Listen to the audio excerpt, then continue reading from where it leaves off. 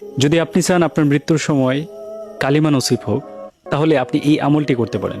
একজন শিষ্য হাকিমুল উম্মত আল্লামা আশরাফ আলী থানভী রহমাহুল্লাহ তাআলাকে বলছে যে, শায়েখ, আমার খুবই ভয় হয় যে যদি আমি বেঈমান হয়ে মারা যাই, যদি মৃত্যুর আগ মুহূর্তে আমার কালিমা নসিব না হয়, তাহলে আমার কি হবে?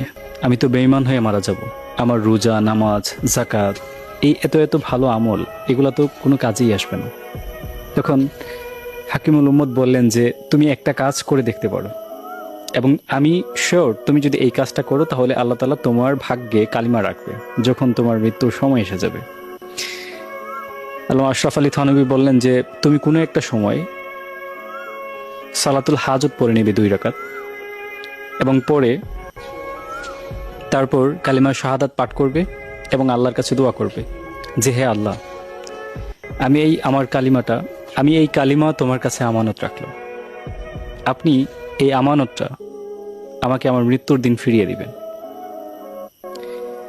তখন আল্লামা আশরাফ আলী থানভী বললেন যে, তুমি কি জানো যে আল্লাহ তাআলার থেকে বেশি আমানত রক্ষাকারী আর কেউ হতেই পারে না। তিনি সঠিক সময়ে তোমার আমানত তোমার কাছে ফিরিয়ে দিবেন এবং নিশ্চয়ই তোমার নসিবে মৃত্যুর সময় কালিমা নসিব হবে। আপনারাও এই আমলটি করতে পারেন, আল্লাহর কাছে আপনার কালিমাটাকে আমানত রাখতে পারেন এবং তিনি নিশ্চয়ই আপনার মৃত্যুর পূর্বে আপনার সেই আমানতকে ফিরিয়ে দেবেন।